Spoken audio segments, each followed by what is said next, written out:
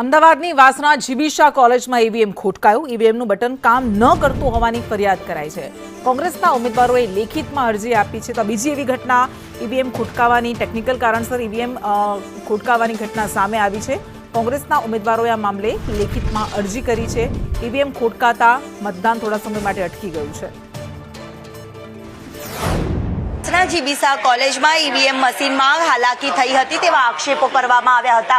જો કે ઉમેદવારો તરફથી વાંધો અરજી છે તેવું કરવામાં આવી હતી અને આખરે અરજીમાં રજૂઆત કરતાની બાદ ઈવીએમ મશીન છે જે ફરીથી ચેન્જ કરવામાં આવ્યા છે. મહત્વનું છે કે વાસણા પાસેનો જે વિસ્તાર જે 43 નંબરનું બૂથ આવેલું હતું ત્યાં ઈવીએમમાં હાલાકી સર્જાઈ હતી. તેને લઈને વોટર્સોએ પણ મતદારોએ પણ ઊભા રહેવાનો વારો આવ્યો હતો. મતદાન કરવા માટે પણ હાલાકી પડી હતી. કેટલા વાગ્યાના તમે ઊભા હતા અને અત્યારે શું થયું? અડધો કલાક થઈ ગયા મેડમ. અચ્છા, વોટ નહીં આપ્યો? ના, હજુ નહીં આપ્યો. કારણ હવે ચાલુ નહીં કર્યો ને એટલે. અચ્છા, વોટ આપવું કેટલો જરૂરી છે? જરૂરી છે ને એટલે તો આયા છે. અચ્છા, લોકશાહીના પર્વમાં લોકો હજી વોટ નથી આપતા તો જાગૃત નાગરિકની ફરજ શું આવે? વોટ તો આપવું પડે કાયમ. જયારે વોટ આવે ત્યારે વોટ તો આપવું જ પડે. અહીંયા તકલીફ પડી હતી ઉભા રહેવાની? તકલીફ તો હોય જ છે મેડમ, એવું કોઈ નહીં કે તકલીફ નહીં. બરાબર, ઉભા નહીં રહી શકતા, દરાદ હોય છે તો વોટ બગડે એટલે ઊભું રહેવું પડે. હા. અચ્છા, એટલે અહીંયા જે લોકોને હાલાકી કેટલા વાગ્યાના ઉભા હતા, શું તકલીફ થઈ હતી? અત્યારે જ હું તો આવ્યો છું અને લાઈનમાં ઊભું રહેવું એ નહીં ગમતું. વોટ આપવું તો બહુ ગમે છે, લાઈનમાં ઊભું રહેવું ને એટલું બધું.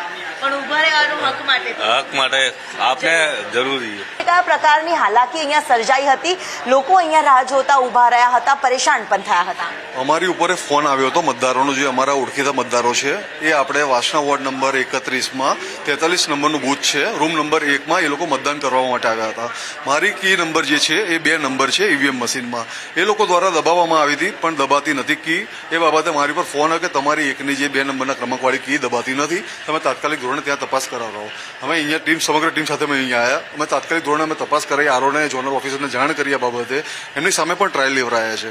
5 થી 6 વખત સ્વિચ દબાવવા પછી પણ એ બ્લિંકિંગ લાઇટ આવી નથી રહી.